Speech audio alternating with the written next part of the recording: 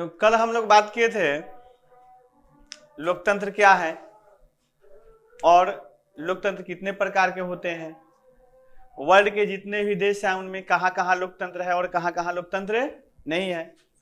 कुछ आज भी वर्ल्ड में ऐसे कंट्री है जहां पे लोकतंत्र नहीं है। आज हम बात करेंगे लोकतंत्र की विशेषता, लोकतंत्र अच्छा कैसे है।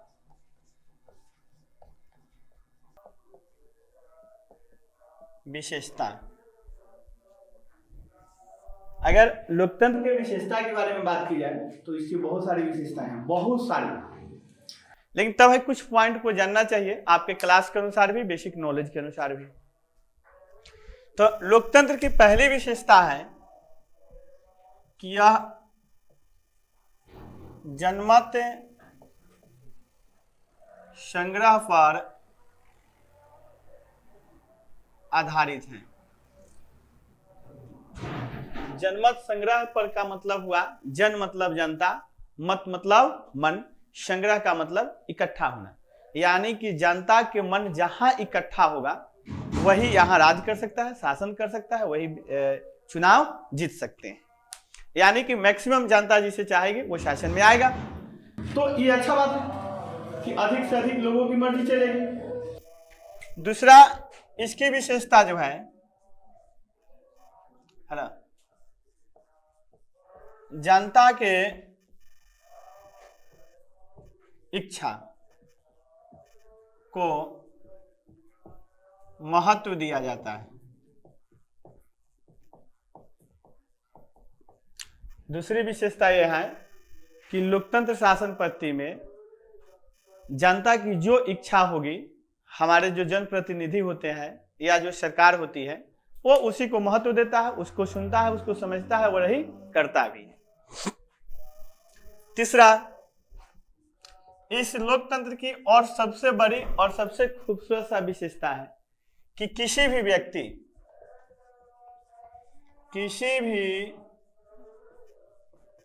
व्यक्ति के साथ जाति, धर्म, क्षेत्र, संस्कृति तथा भाषा के आधार पर भेदभाव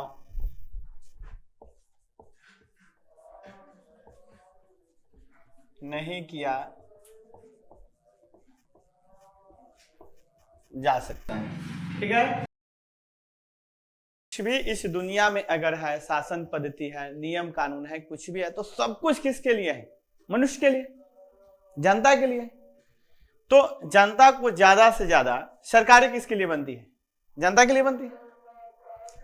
तो लोकतांत्रिक व्यवस्था में एक तो सबसे अच्छी बात है कि ये जनमत संग्रह पर आधारित है, जनता जिसे चाहेगी वो सरकार में आएगा। दूसरा है इसमें जनता की जो इच्छा होगी, जिस कार्य को जनता कराना चाहेगा वही कार्य होगा। इसमें इससे भी बढ़िया बात है कि किसी भी व्यक्ति के साथ उसके जाति, धर्म, लिंग, संस्कृति, भाषा, क्षेत्र के आधार पर भेदभाव नहीं किया जाता है। इसलिए लोकतंत्र जो है बहुत ही खूबसूरत शासन पद्धति माना जाता है। दूसरे इसके कुछ अवगुण भी है। दूसरा, लोकतंत्र के दोष भी कह सकते हैं, इसके कुछ डिमेरिट भी है। और ये डिमेरिट याद करने की चीज नहीं है, जो बातें बोली जाएगी, लिखा जाएगा, किताबों में दे रखा है या सुनने में आता है, वो सब कुछ तुम लोग भी देखे हो, जानते हो, समझते भी हो। फर्क इतना है कि आपको सिर्फ ज्ञात करा देना है कि ये जो तुम जान रहे हो वही राइट आंसर है। पहला, सबको इस बात से सहमत भी होगे। लगता नहीं है कि लोकतांत्रिक व्यवस्था में जिनके पास धन ज्यादा है वही चुनाव लड़ सकते हैं, जीत सकते हैं। यानी कि लोकतंत्र का पहला दोष आप खुद समझ रहे हो, है ना, कि धनवान की प्रधानता। पहला इसका दोष क्या है लोकतंत्र व्यवस्था का, कि धनवान की प्रधानता है। अमूमन वैसे बहुत सारे लोग हैं, जिनके पास धन नहीं हो फिर भी चुनाव जीते हैं, पैसे नहीं हो फिर भी चुनाव जीते हो, लेकिन वो ऊपरी लेवल का रहा होगा, नीचे लेवल का संभव नहीं है। जैसे इस देश में मान लिया जाए, शुरू में बात किया जाए, लालू प्रसाद यादव भी उनमें से एक है। जब पहली बार इलेक्शन लड़े थे कोई अमीर घर से नहीं आते थे। मोदी भी चुनाव जीते अगर पहली बार तो कोई अमीर घर से नहीं आते थे। ये दो फेमस नाम है इसलिए मैंने बताया। ऐसे और भी बहुत सारे लीडर होंगे जो काफी लो फैमिली से, पुअर फैमिली से बिलोंग किए होंगे और लोकतांत्रिक व्यवस्था होने के कारण उन्होंने इस देश में, इस समाज में योगदान दिया होगा राजनीति के माध्यम से। बात समझ आ रही है ना? तो लेकिन परसेंटेज देखा जाए कि जो ये लोकतंत्र है आज के समय में चुनाव जीतने की है, तो धनवान की क्या है, प्रधानता है। अगर आपके पास पैसे हैं तभी आप जीत सकते हैं चुनाव, ऐसी है। लोकतंत्र में एक और चीज आपको देखने के लिए डिमेरिट मिला होगा, है ना, कि इससे बहुत सारे सामाजिक जो विद्वान कहे जाते हैं वो सहमत भी हैं कि लोकतंत्र में मूर्खों की भी पूजा होती है। सत्य भी आप देख सकते हैं, जितने भी चुनाव लोग जीते हुए हैं पूरे देश में या आस पड़ोस में देखो, तो उनमें उस योग्यता यानी कि वो लीडरशिप कर पाए, वो नेतृत्व कर पाए किसी विधानसभा का या लोकसभा का, या फिर देश को सही रास्ते पर ले चले, वो क्वालिटी, वो गुण उस व्यक्ति में नहीं रहा होगा। बहुत सारे ऐसे लोग भी चुनाव जीते हुए हैं और जीतते आ रहे हैं। तो मतलब है कि इसमें एक है ना, कि मूर्खों की पूजा होती है। एडिमेरिट है इसकी। लोकतंत्र के एक और डिमेरिट क्या है कि मूर्खों की पूजा होती है। तीसरी बात है साहित्य एवं संस्कृति का हनन होता है। ये बातें, ये दो चीजें आप लोगों को थोड़ा सा परेशान किया होगा कि ये क्या है कि संस्कृत, साहित्य एवं संस्कृति का हनन होता है, यह है क्या चीज? नहीं, बहुत ही आसान से एग्जाम्पल द्वारा समझाने का प्रयास करेंगे। नेता दो आ रहे हैं, दो नेता एक ही क्षेत्र में कुछ दूरी पर आ रहे हैं। एक जगह सांस्कृतिक कार्यक्रम हो रहा हो, जैसे मान लिया जाए कव्वाली रख दिया जाए या कवि सम्मेलन रख दिया जाए, या बिहार के संदर्भ में ही बोल रहे हैं तो बिहार का जो कल्चर रहा है, जो सांस्कृतिक कार्यक्रम रहा है या गाना रहा है, उसको प्रोग्राम के रूप में रख दिया जाए। और एक तरफ ऑर्केस्ट्रा रख दिया जाए जिसमें अश्लीलता परोसा जाए। बताइए भीड़ कहाँ लगेगा? ऑर्केस्ट्रा की तरफ भीड़ लगेगा, जहां अश्लीलता परोसी जाएगी वहां भीड़ लगेगा। निश्चित बात है, सहमत हो आप लोग? और होना भी चाहिए। तो इसका मतलब है कि हर लीडर भीड़ लगाने के लिए वैसे ही कार्यक्रम का आयोजन करेगा जिससे भीड़ बढ़े। अच्छा है कि बुरा है उस पर ध्यान नहीं जाएगा। कार्यक्रम कैसे होंगे? भीड़ बढ़ाने के लिए। तो दिन प्रतिदिन क्या होगा कि साहित्यिक जो कार्यक्रम है या सांस्कृतिक जो कार्यक्रम है वो क्या होगा? हनन होगा, कम होते जाएगा, खराब होते जाएगा। नहीं, बात समझ में आ गई? चौथा, समय और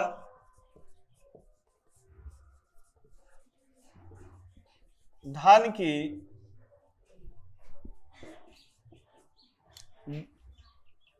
बर्बादी होती है, या समय और धन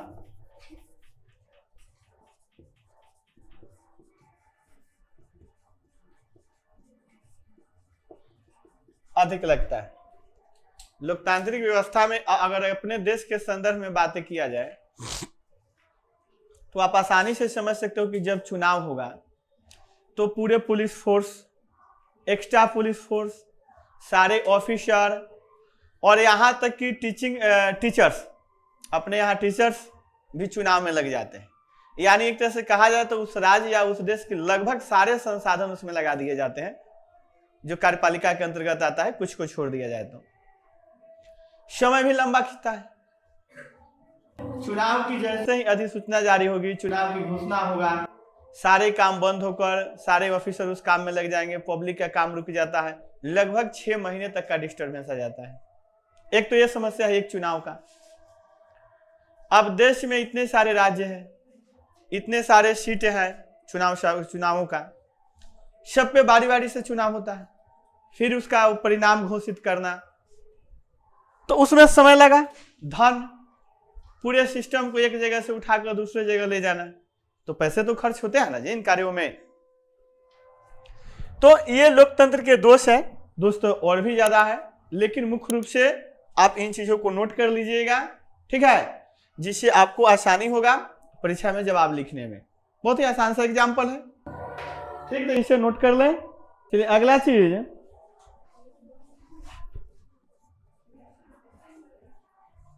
गणतंत्र, जिसे रिपब्लिक कहते हैं। अरे लोकतंत्र सुना होगा सब, और गणतंत्र भी सुने। लोकतंत्र को इंग्लिश में डेमोक्रेसी कहते हैं और गणतंत्र को रिपब्लिक कहते हैं। और मुझे लगता है कि आज से पहले तुम लोग यही समझ रहे थे कि लोकतंत्र और गणतंत्र एक ही चीज है, हालांकि एक ही है भी, थोड़ा सा अंतर है। क्या अंतर है? थोड़ा सा। अब देखिए, किसी भी राज्य या देश, सिंपल सा एग्जांपल है लोकतंत्र और गणतंत्र में अंतर। किसी भी राज्य या देश का हेड ऑफ स्टेट अलग अगर इलेक्टेड पर्सन है, मतलब कि किसी भी देश या राज्य का पहला नागरिक या प्रमुख, जो मेन आदमी होगा, जिसे प्रमुख मतलब मेन आदमी होगा, वो चुनाव द्वारा जाता है, तो वह देश गणतांत्रिक कहलाता है। अगर हेड ऑफ स्टेट यानी उस देश या राज्य का प्रमुख आदमी चुनावी प्रक्रिया से नहीं बनता है, तो गणतंत्र नहीं कहलाता है। अब भारत का पहला व्यक्ति को किसे कहते हैं? प्रथम नागरिक कौन होता है? राष्ट्रपति होते हैं। सही बात है। भारत का पहला नागरिक कौन होंगे? राष्ट्रपति। तो राष्ट्रपति बताइए किसी राजा के परिवार से आता है या चुनाव द्वारा? चुनाव द्वारा। इसलिए भारत गणतंत्र है। लोकतंत्र तो है ही, लेकिन गणतंत्र भी है, रिपब्लिक भी है। लेकिन उसी तरह ब्रिटेन के संसद में जो लोग होते हैं वो चुनावी प्रक्रिया से आते हैं। ब्रिटेन लोकतांत्रिक देश है, कनाडा लोकतांत्रिक देश है, ऑस्ट्रेलिया लोकतांत्रिक देश है। वहां के प्रधानमंत्री, वहां के विधायक, ये सब चुनाव होता है वहां पे। लेकिन वहां के हेड ऑफ स्टेट, जो राष्ट्र के या राज्य के जो पहला आदमी होते हैं, है ना, वो चुनाव से नहीं आते हैं, वो राजशाही परिवार से आते हैं, राजा के परिवार से आते हैं। तो उसे हम गणतंत्र नहीं कह सकते। जैसे ब्रिटेन, कनाडा, ऑस्ट्रेलिया गणतांत्रिक राज देश नहीं है, गणतांत्रिक राज नहीं है। समझ में आ गया? स्पष्ट हो गया? तो गणतंत्र किसे कहेंगे, है ना, जिस देश या राज्य का प्रमुख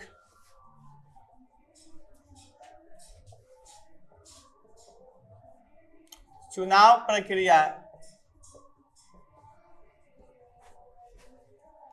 द्वारा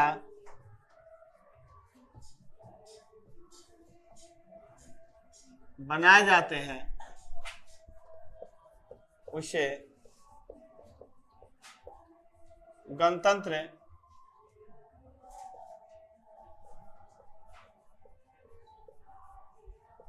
कहते हैं। जैसे भारत, अमेरिका, ये सब गणतांत्रिक। यहाँ के हेड ऑफ स्टेट जो होते हैं, यहाँ के जो प्रमुख होते हैं, वो चुनावी प्रक्रिया से आते हैं। नोट, ब्रिटेन, कनाडा, ऑस्ट्रेलिया,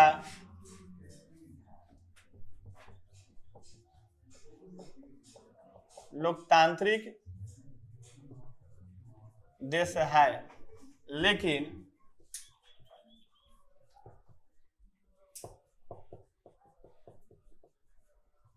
गणतांत्रिक नहीं है, क्योंकि यहाँ के राज्य या देश प्रमुख राजा के परिवार का कोई सदस्य होता है। फाइनल हो गया, लोकतंत्र भी समझ लिया और गणतंत्र भी। अगला चीज हमें जानना है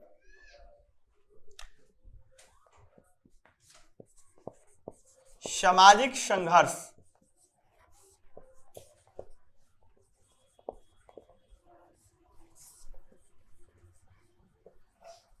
सोशल कॉन्फ्लिक्ट, सामाजिक संघर्ष को कहते हैं सोशल कॉन्फ्लिक्ट। ये बहुत अच्छा टॉपिक है, समझना चाहिए कि सामाजिक संघर्ष कहते किसे हैं, ये है क्या चीज।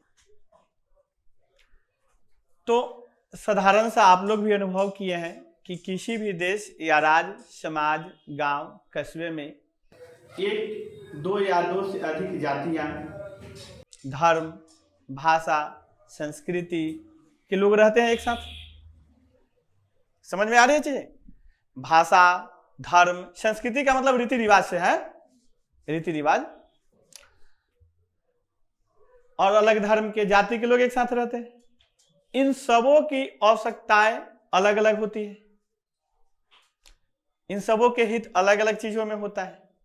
तो कई एक बार दो या दो से अधिक, दो या दो से अधिक भिन्न जातियां या संस्कृति या धर्मों या भाषाई या क्षेत्रों के समुदायों के बीच अपने हितों का टकराव होता है, तो जाके सामाजिक संघर्ष उत्पन्न होता है। जैसे मान लीजिए कि एक ही साथ किसी गांव में दो भिन्न धर्मों के लोग रह रहे हैं, कोई ऐसा कार्य हो रहा हो जिससे एक धर्म के लोगों को नुकसान न भी होता हो, तो इस बात का जलन हो कि उसे फायदा पहुंच रहा है। समझ में आ रहा है ना? या जानबूझकर किसी एक धर्म के लोगों के लिए कुछ किया जा रहा हो और दूसरे के लिए नहीं कुछ किया जा रहा हो, तो निश्चित है कि दोनों के बीच क्या शुरू हो जाएगा? संघर्ष होगा, विवाद होगा। तो इसे ही हम क्या कहते हैं? सामाजिक संघर्ष कहते हैं। तो कुल मिला के सामाजिक संघर्ष की डिफिनेशन, परिभाषा क्या दे सकते हैं, है ना, कि दो या दो से अधिक भिन्न समुदायों के बीच अपने हितों के टकराव के कारण सामाजिक संघर्ष उत्पन्न होता है। हित का मतलब क्या हुआ? लाभ। बात समझ रहे? हित का मतलब यहाँ क्या है? लाभ। तो सामाजिक संघर्ष, सोशल कॉन्फ्लिक्ट का जो डिफिनेशन होगा वो क्या कह सकते हैं? दो या से अधिक समुदायों के बीच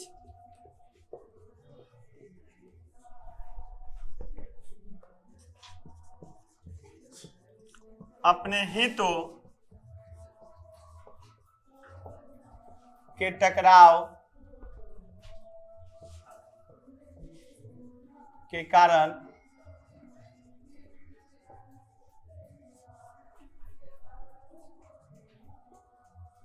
सामाजिक संघर्ष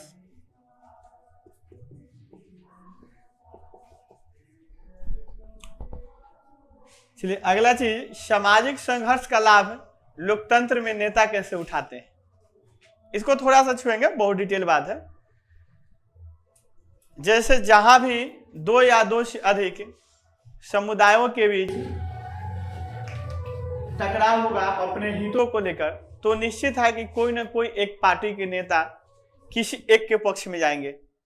ऐसा देखा होगा सर? या जानबूझकर भड़काया जाता है। क्षेत्र की भावना, भाषा की भावना, धर्म की भावना, जाति की भावना को जानबूझकर भड़काया जाता है ताकि सामाजिक संघर्ष उत्पन्न हो और हम किसी एक पक्ष में खड़े होकर उसका वोट लेने की कोशिश करें, एक पक्ष का वोट मिले। ऐसा होता भी है। जैसे तुम लोग नहीं सुने हो लेकिन बहुत सारे लोग जानते भी है। जैसे एक वक्त था कि मुंबई से बिहारियों को भगाया जा रहा था, मार के सबको भगाया जा रहा था। तो क्या था, वहां के लोकल लीडर मराठी जनमानस को हम मराठी है, यहाँ बिहारी नहीं होना चाहिए, जैसे बातें कह के भड़काने वाली बात शुरू हुई। क्योंकि संविधान के अनुच्छेद 15 इस बात की इजाजत देती है कि इस देश का कोई भी नागरिक इस देश में कहीं भी जाकर बस सकता है, रह सकता है, रोजी रोटी उत्पन्न कर सकता है, बिजनेस कर सकता है, नौकरी कर सकता है। इस देश का संविधान इजाजत देता है, जो अनुच्छेद 15 में लिखा हुआ है। इसके बावजूद तो इसकी अवहेलना हो रहा था।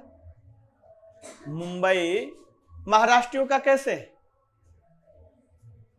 हम लोग का भी है, हम लोग का भी है। तुम अगर नहीं समझ पाते हो तो ऐसे भी समझ जाओ। हम लोग जो अपने पैसे बैंक में जमा करते हैं, वो सारे पैसे यही तो नहीं रहते। ये पैसे शहरों में जाता है और वहां विकास का काम होता है, जिसका इंटरेस्ट के रूप में हम लोग को मिलता भी है। तो यानी इनडायरेक्ट रूप से हम लोग का पैसा तो मुंबई दिल्ली में लगा हुआ है। समझ में आ रहा है कि नहीं? चीजें समझ पा रहे हो? बैंक में पैसा यहाँ हमने 2 लाख 4 लाख 5 लाख रख दिया 2-4 साल के लिए, बैंक में तो पड़ा हुआ नहीं। वो पैसे डेवलपमेंट के लिए दिल्ली चला गया, दिल्ली में कार्य हुआ तो, मुंबई में कार्य हुआ तो, क्योंकि बहुत सारे कार्य जो हमारे सेंट्रल गवर्नमेंट है पूरे देश को देख के करते हैं। तो कहीं एक जगह स्थापित हुआ तो इनडायरेक्ट रूप से हमारा पैसा तो वहां लगा, तो फिर वो मुंबई उसका कैसे है? और संविधान भी कहता है कि पूरा देश भारत भारतवासियों का है, यानी सब सबका है। न बिहार बिहारियों का है, न मुंबई महाराष्ट्रियों का है, सब सबका है। फिर भी राजनीति की तुष्टीकरण के लिए जानबूझ के जातीय भावना, क्षेत्रीय भावना भड़काया जाता है, जिससे सामाजिक संघर्ष क्या होता है? उत्पन्न हो जाता है। जैसे साउथ इंडिया के कुछ जगह है, अब उसे भी एग्जाम देने बिहारी जाता है तो मार के भगाता है सबको, झगड़ा झंझट करता है। क्यों करता है? उसको लगता है कि हमारा रोजी रोटी छीन लिया, EII नौकरी करेगा कम दाम पर, हम 20,000 पर खटेंगे, 15,000 पर तैयार हो जाएगा, हमारा रोजगार मार रहा है। तो यहाँ हितों का टकराव हो रहा है कि नहीं हो रहा है? उसके हित का हनन हो रहा है ना, उसका हित समाप्त हो रहा है।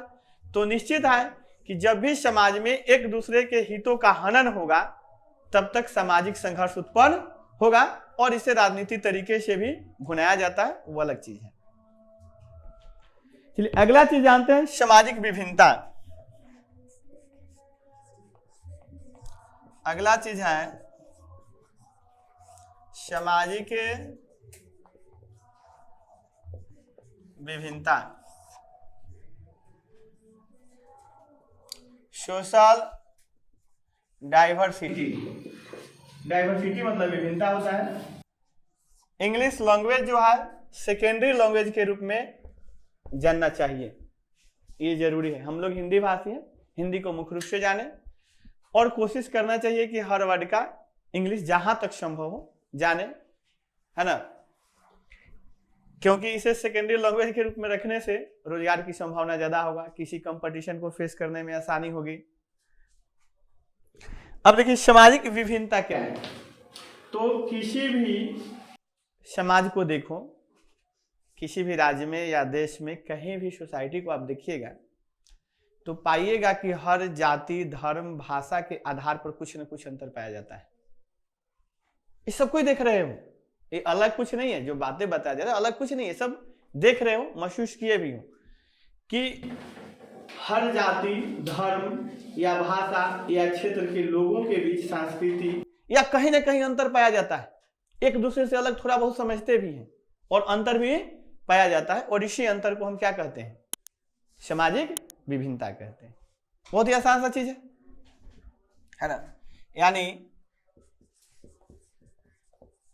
किसी भी समाज में जाति, धर्म, भाषा, संस्कृति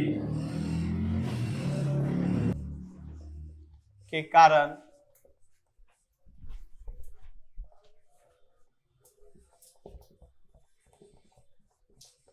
विभिन्नता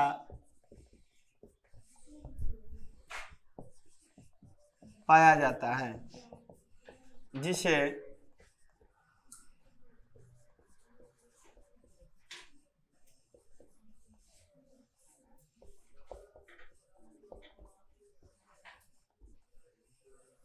सामाजिक विभिन्नता कहते हैं। तो इन टॉपिक में किसी को कोई समस्या दोबारा समझने की आवश्यकता नहीं ना है, तो फिर इसे नोट कर लें।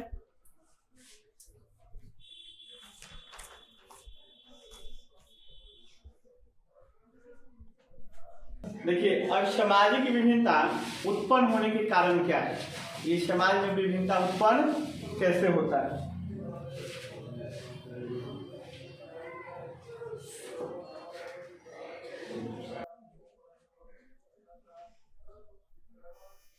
तो सामाजिक विभिन्नता उत्पन्न होने के इसके दो मुख्य कारण हैं।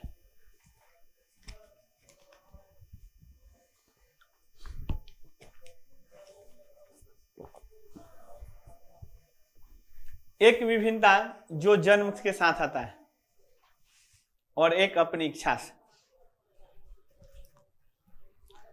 क्या तुम में से कोई बता सकता है कि जन्म के कारण कौन सी विभिन्नता है? जाति और लिंग, स्त्री पुरुष होना, ये जन्म से है। और काला गोरा होना जन्म से है, लंबा नाटा होना जन्म से। तो कुछ विभिन्नता जो है जो जन्म से ही होता है। अब बताओ कि कोई व्यक्ति जन्म लिया और जैसे ही जन्म लेगा निश्चित है वो किसी जाति और धर्म के हो ही गया, उसमें उसका क्या दोष है? इसमें किसका दोष है? बता सकते हो कि इसमें कोई व्यक्ति जन्म लेते ही किसी जाति या धर्म का हो जाता है, तो इसमें किसका दोष है? नहीं, समाज का दोष है। क्योंकि जाति और धर्म की जो व्यवस्था किसने कर रखा है? समाज ने। हमारा परिवार और तुम्हारा परिवार थोड़े ना कर रखा है, ये समाज ने कर रखा है। बात समझ में आ रहा है? अब नाटा और गोरा होना है, ये बायोलॉजिकल है, ये बायोलॉजिकल चीज है। स्त्री में जन्म लेना या पुरुष में जन्म लेना, ये भी बायोलॉजिकल है। इसमें जन्म लेने वाले का कोई दोष नहीं है। तो जो विभिन्नता जो है जन्म के कारण आता है, उसमें मनुष्य कर ही क्या सकता है। और दूसरी चीज, जो इच्छा से विभिन्नता पैदा होता है, जो दूसरी है वो किससे पैदा होता है? इच्छा से। इच्छा से विभिन्नता कौन सा पैदा करते हो? जैसे पेशा चुन के, अब कोई किसान हो गया, कोई वकील हो गया, कोई डॉक्टर हो गया, कोई इंजीनियर हो गया, कोई टीचर हो गया। आज ये किसके कारण विभिन्नता उत्पन्न हो रहा है? इच्छा से। इच्छा से हो रहा है ना। क्या अब बताइए, उसके बाद नास्तिक और आस्तिक होना, नास्तिक होना भी इच्छा को है और आस्तिक होना भी इच्छा के ऊपर है। अब क्योंकि आप दुनिया को ऑब्जर्व करते हैं, पढ़ाई लिखाई करते हैं, दुनिया को ऑब्जर्व करते हैं, अपने हिसाब से विश्लेषण करते हैं, अपने हिसाब से समझते हैं, उसके बाद अनुभव करते हैं कि हम भगवान में विश्वास करें या ना करें। ये आपका स्वतंत्र फैसला हो जाता है। इसके लिए कानून बाध्य नहीं कर सकता है, समाज तो हल्का फुल्का बात कर ही देता है, परिवार तो करता ही। समझ में आ रहा है ना? अगला चीज, नास्तिक और आस्तिक जब आप हो रहे हो, आप भगवान में विश्वास कर रहे हो, है ना, तो इसमें भी अलग अलग है, इसमें भी विवाद है, इसमें भी झगड़ा उत्पन्न होता है। कोई कृष्ण को माना, कोई शंकर को माना, कोई विष्णु को माना, कोई गणेश को माना, कोई लक्ष्मी को माना, कोई दुर्गा को माना। और ये भी एक ही परिवार के लोग अगर अलग अलग भगवान को पसंद कर लेते हैं, विश्वास कर लेते हैं अलग अलग भगवान में, यो आपस में जब घरों में बैठेगा तो झगड़ेगा, यानी संघर्ष वहां भी होता है, नहीं होता है? एक ही घर परिवार में अगर सरकारें, अगर मान लिया जाए कि किसानों को लाभ दे दिया है और उसी घर में टीचर है, टीचर का नहीं बढ़ाया, उसी घर परिवार में अगर दो भाई है, एक टीचर और एक किसान है, तो जो किसान होगा सरकार को वाह वाह करेगा, सुबह उठ के वाह वाह, और उसी घर में जो टीचर होगा बिना उठ के गरियाएगा सरकार को। अब बताइए वहां मतभेद हुआ कि नहीं हुआ? तो वहां आपस में इनडायरेक्ट संघर्ष आया नहीं है? लेकिन किसके कारण है? पेशा के कारण है। क्यों? कि अपने अपने हित को हम साथ रहे, अपने अपने हितों के बारे में सोच रहे हैं। तो जब भी हितों का टकराव होगा संघर्ष होगा। देखिए संघर्ष कई तरह के होते हैं। एक मानसिक संघर्ष भी होता है। कौन सा संघर्ष? मानसिक संघर्ष का उदाहरण भी बता सकते हैं?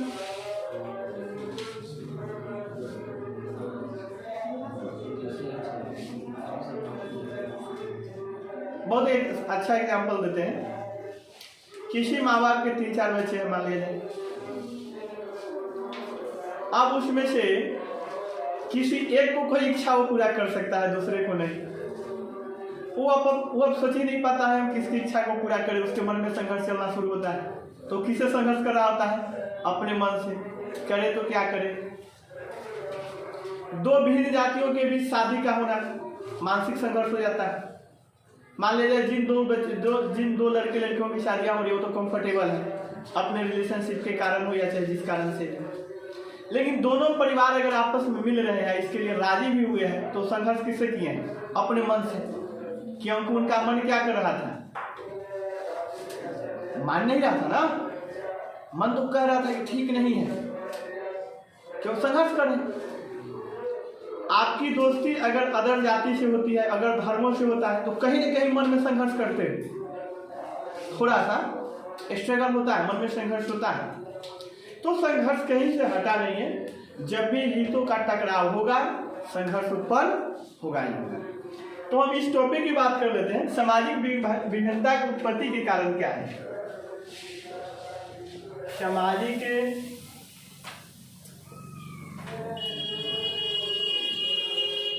विभिन्नता के उत्पत्ति के कारण। तो एक कारण तो होता है जो जन्म से है। एक कारण किससे है? जन्म से। और जन्म लेते ही आप क्या हो जाते हैं? तो किसी जाति के होते हैं या किसी धर्म के होते हैं, या स्त्री में जन्म होता है या पुरुष में, या आदमी काला होता है या गोरा होता है, या नाटा होता है या क्या होता है। ये सभी जन्म से होने वाली विभिन्नता है। इसमें इस व्यक्ति का कोई दोष नहीं है, क्योंकि उसके हाथ में नहीं था, उसके बस में नहीं था कि वो किस जाति में जन्म ले। चुनाव करके तो जन्म ले नहीं सकता है। मतलब ऐसा चुनाव तो कर ही नहीं सकता ना कि हम किस जाति में जन्म लेना है। जन्म लेने वाले के पास चॉइस नहीं है। गोरा जन्म ले कि काला ले, उसके पास चॉइस नहीं है। नाटा जन्म ले या लंबा ले, उसके पास चॉइस नहीं है। स्त्री में जन्म ले या पुरुष में ले, उसके पास चॉइस नहीं है। तो ये जन्म आधारित क्या है? विभिन्नता है। दूसरा जो होता है जन्म में आधारित नहीं, अर्थात इच्छा से। क्या चीज से? इच्छा से। अपनी इच्छा से कौन सी विभिन्नता उत्पन्न हो सकती है? तो पेशा। पेशा तो हम अपनी इच्छा से करते हैं ना। कोई किसान है, कोई डॉक्टर है, कोई इंजीनियर है, तो अपनी इच्छा से। नास्तिक होना अपनी मर्जी पे है। हम भगवान में विश्वास करें या ना करें अपनी मर्जी है। आस्तिक होना अपनी मर्जी पर है। धर्म बदलना, धर्म परिवर्तन, ये अपनी मर्जी है। चाहो तो धर्म परिवर्तन किया जा सकता है। अभी नास्तिक और आस्तिक में भगवान पर भी बहुत बड़ा अलग चीज है। मूर्ति पूजा में विश्वास करे कि नहीं करे, कोई मूर्ति पूजा में करता है, कोई नहीं करता है। जैसे हम अपनी पर्सनल बात करें तो हम मूर्ति पूजा में विश्वास नहीं करते, ऐसे मानते हैं ना कोई क्रिएटर है, कोई ना कोई पॉजिटिव एनर्जी है, कोई ना कोई सर्वशक्तिमान है। लेकिन अब जरूरी नहीं है कि वो जो मूर्ति बना है उसके द्वारा है या नहीं है, उसका खंडन भी नहीं किया जा सकता। वो अलग बहुत बड़ी बात है, वहां तक पूछना भी। अच्छा, इसके बाद कुछ लोग किसी और देवी देवता को मानते हैं, उसमें भी वेरिएशन है। तो ये जो विभिन्नता उत्पन्न होता है ना, किसके कारण उत्पन्न होता है? अपनी इच्छा से होता है। कोई डाउट किसी को? ठीक है, इसे नोट कर ले।